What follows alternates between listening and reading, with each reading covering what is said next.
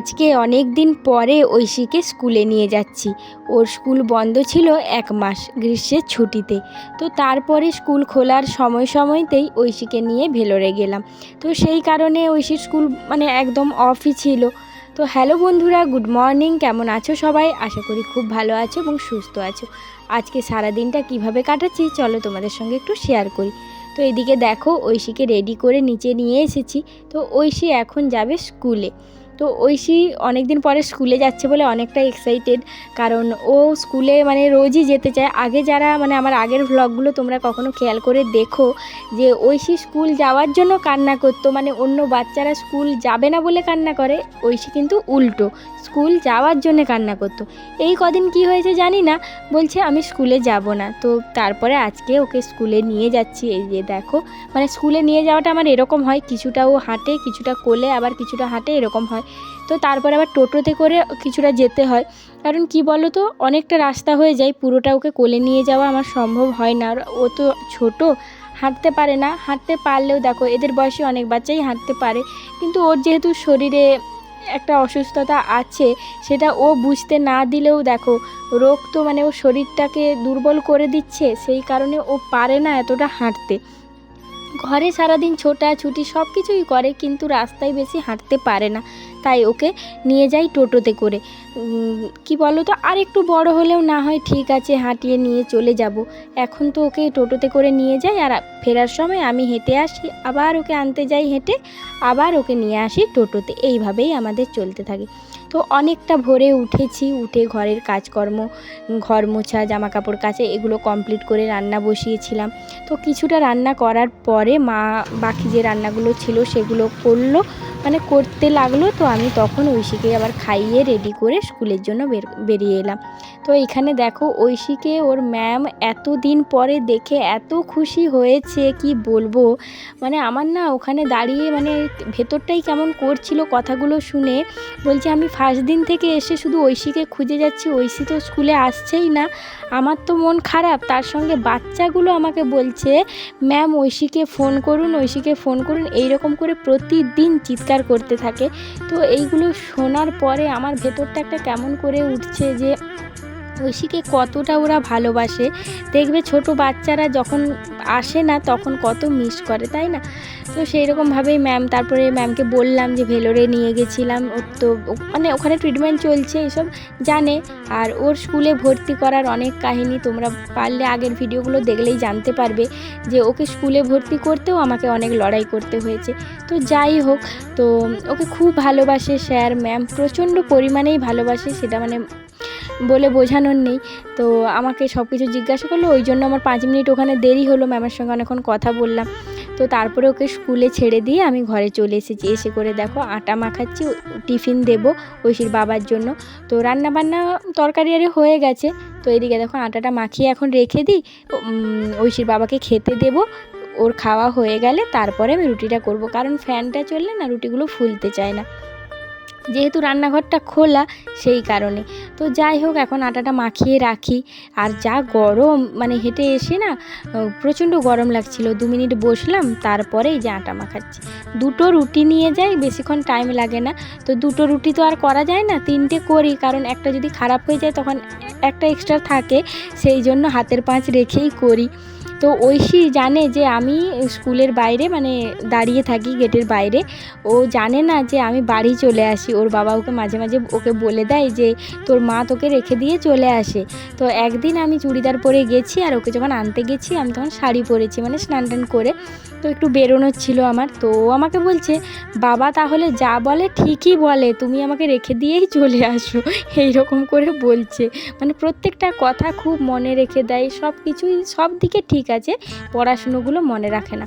সেই জন্য মারও খায় আমার কাছে, মাথাটা এত গরম করিয়ে দেয়। লিখতে পারবে, সবই পারবে, কিন্তু করবে না কোনো মতে। তখনই বলতে বলতে এবার মাথাটা যখনই গরম হয়ে যায় তখন একটা লাগিয়ে দিই ঠাস করে, আর সে কি কান্না তখন, পড়াতে বসলেই কান্না শুরু। তো ওর বাবা ওই জন্য বলছে তুই যদি পড়াতে না পারবি তার থেকে একটা মাস্টার রেখে দেবো। কী বলো তো, এখন না এইসব মাস্টার পাওয়াও খুব মুশকিল, এই ছোটো বাচ্চাদের কোথাও খুঁজে পাচ্ছি না। অনেককে জিজ্ঞাসা করলাম যে একটু ঘরে এসে যদি পড়াই বাচ্চাটাকে, নিয়ে যেতে হবে, তাহলে নিয়ে যাওয়া আনা মানে সবই, কী বলো তো, বাড়িতে তো আর সেরকম কেউ নেই, সেই নিয়ে যাওয়া নিয়ে আসা করতে হবে। আর ওকে না এতটা হয়রানি করতে চাইছি না, ভাবছিলাম যে বাড়িতেই যদি কেউ এসে একটু পড়ায়, তো সেরকম কাউকে পাচ্ছি না। তো কী যে করব এখন কিছুই খুঁজে পাচ্ছি না। যাক আরও একটা মাস যাক, তারপরে দেখি স্কুলের ম্যাডামকেই বলবো যদি কাউকে জানে সেরকমভাবে। আর নিয়ে যেতে হলে নিয়ে যাব, কী আর করা যায় বলো। তো যাই হোক, এই যে দেখো কাঁকরোল ভাজা, পটল ভাজা আর ছোলার ডালটা আমি করে দিয়ে গেছিলাম। এখানে দেখো মা করেছে মাছের তেল আলু দিয়ে চচ্চড়ি, আর পুচকির মানে ঝোলের সবজিগুলোও সেদ্ধ করেছিলাম আমি। আর এদিকে করেছি আলু পটল মাছের ঝোল। আর এদিকে দেখো ছোলার ডালটা আমি করে দিয়েছিলাম, এইটা টিফিনে নিয়ে যাবে বলে মা আলাদা করে বাটিতে রেখেছে। তো এখন ঐশীর বাবার খাওয়া হয়ে গেছে আর আমার রুটি করাও হয়ে গেছে। তো এখন রেডি হচ্ছে আর আমি ওর টিফিনটা সাজিয়ে দিচ্ছি। তো 3টে রুটি হয়েছে। তো কী বলো তো, এই এখন থেকে নিয়ে গিয়ে 9টার সময়, 9টা ধরো এই 8:30টার সময় বানাচ্ছি। তো এই রুটিটা খায় সেই 2:30টার সময়, তখন কি আর মানে ঠান্ডা তো হয়ে যায়, আবার শুকিয়ে যায় রুটিগুলো। আর বেশি বড় টিফিন হলে ও আবার নিয়ে যাবে না, এটাই সমস্যা, এক্সট্রা ব্যাগ নেবে না, টিফিন নেবে না, এই কারণে বেশি সমস্যাটা হয়। অন্য আলাদা এক্সট্রা খাবারও দেওয়া যায় না, যে একটু মানে কিছু ঘরে যদি ফলও থাকে তখনও দিতে পারি না, কারণ ও এক্সট্রা কোনো কৌটো বাটি ব্যাগের মধ্যে নেবে না। এক্সট্রা যদি একটা বিস্কুট প্যাকেটও দিই যে খাবে বিকেলের সময়, সেটাও নিয়ে যাবে না, মানে এমন একটা মানুষ। আর কি বলো তো, এই টিফিন বক্সে যতটা ধরলো সেটাই, ওই 2টো রুটি আর একটু তরকারি, এই খেয়ে সারাদিনটা কাটিয়ে দেয়। এমনিতেই তো মানুষের কি বলো তো, এক বসে থাকা কাজ এই সেই করতে করতে গ্যাস হয়ে যায়, দুদিন ছাড়া অসুবিধা হয় শরীরে। সেই জন্য বলি যে বেশি করে একটু জল খাবে। দেখো একটা ঘরে একটা ছোটো বাচ্চা, তার এরকম রোগ, সেই সব চিন্তা করতে করতে আমাদের প্রত্যেকটা মানুষেরই শরীর খারাপ হয়ে যাচ্ছে। কী করব বলো, এই ও যতদিন না সুস্থ হচ্ছে, ওর একটা কোনো পথ দেখতে পাচ্ছি, ততদিন আমাদের জীবনে শান্তি নেই। একটা বাচ্চা কি পড়াশুনো, সে কী করবে, কী শিখবে, কোথায় যাবে, এই সব নিয়ে মা বাবার সারাদিনের চিন্তা থাকে, কিন্তু আমাদের শুধু কোথায় কী চিকিৎসা হবে, কোথায় ভালো ডাক্তার আছে, কোথায় কী আছে, এই করতে করতে দিনরাত কেটে যায়। এইগুলোই মানে, আর তো মানে জীবনে আর কোনো শখ আহ্লাদ কোনো কিছুই নেই।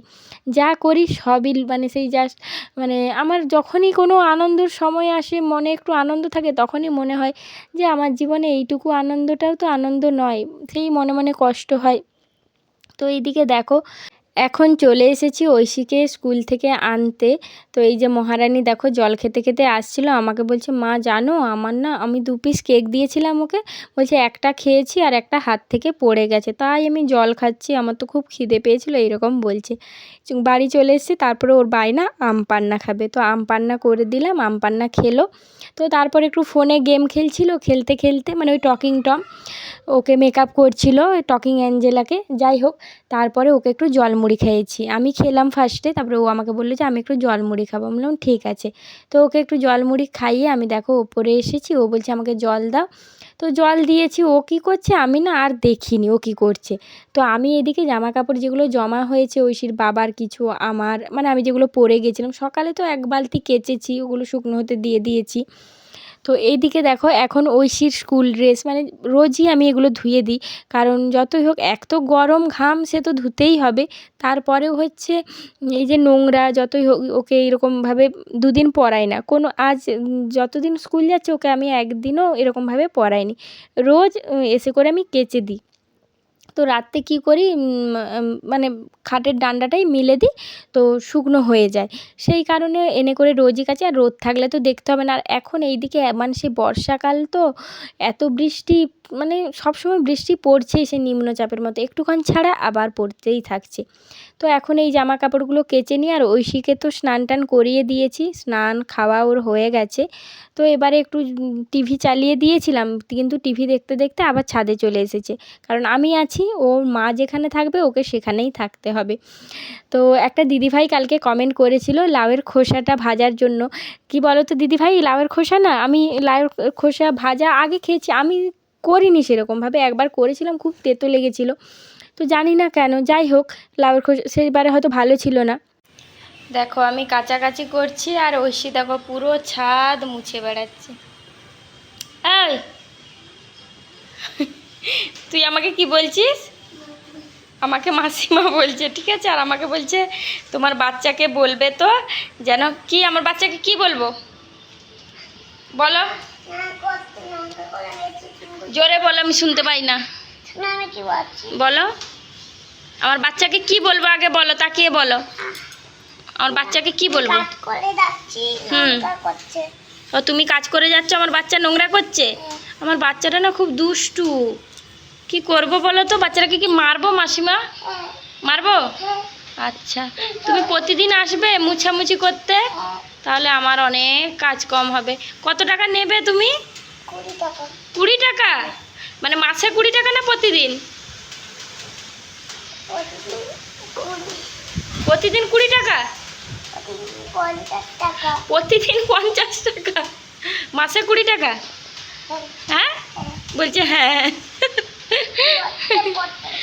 এই দেখো কেমন মুছছে, দেখো একবার। চলো আমি স্নান করবো এবারে, চলো। না অনেক কাজ হয়ে গেছে মাসিমা, এবার তুমি বাড়ি যাও, আমার আর কাজ করতে হবে না, যাও মাসিমা। না আজকে ঝাঁটা করতে হবে না, কিছু করতে হবে না, তুমি এই যে মুছে দিয়েছো আমি তাতেই খুশি, আর করবে না। চলো যাও, তোমার বাচ্চা কাচ্চা কাঁদছে ঘরে, যাও যাও যাও মাসিমা যাও। আমি লাউয়ের খোসা মানে 2-3 বার বাটা করে খেয়েছিলাম, দারুণ টেস্টি লাগে। আর তুমি যেভাবে বলেছো আমি সেইভাবে বানাবো, আর সেটা তোমাদের সঙ্গে শেয়ারও করব, তুমি দেখতে পাবে, কারণ এর পরের বারে লাউ আনলেই করব। তো তুমি দেখো কিন্তু আমার ব্লগে দেখতে পাবে, তুমি বলেছো যেভাবে আমি সেইভাবেই করব। যাই হোক এদিকে দেখো ঐশী ওর ওই ব্যথাটা নিয়ে এতটাই ব্যস্ত, মানে সারাক্ষণ শুধু ওই ব্যথা ব্যথা করেই পাগল হয়ে যাচ্ছে। আর ওষুধও লাগাতে দেবে না, বোরোলিনও লাগাতে দেবে না, কেমন একটা শক্ত মতো হয়ে গেছে। এর আগে পড়েছে এরকম হয়নি, এবারে যেন সেই শক্ত মতো হয়ে থেকে গেছে। তো আজকে ওর সন্ধেবেলার বায়না হচ্ছে, আমাকে বলছে মা তুমি রুটি করবে না? আমি বলছি হ্যাঁ রুটি করবো। তো বলছে আমাকে একটা দেবে তো? আমি বলছি তুমি খাবে? বলছে হ্যাঁ বাবা এলে আমি খাবো। ও দেখো প্রতিদিন আটা মাখানোর সময় এসে করে একটু গুঁড়ো নিয়ে যাবে। তো যাই হোক তারপরে আমাকে বলছে আমার না আজকে ভাত খেতে ইচ্ছে করছে না, আজকে আমাকে একটু রুটি খাওয়াবে? আমি বলছি ঠিক আছে তুমি রুটি খাবে, তাহলে কিন্তু দুধ দিয়ে খেতে হবে। বলছে না। আমি বলছি তুমি তো তরকারিতে রুটি খেতে পারবে না বাবা। তখন বললো যে ঠিক আছে আমি দুধ দিয়েই রুটি খাবো, তাহলে ওর জন্যও আজকে একটা মানে একটা ডেলি বাড়তি করছি।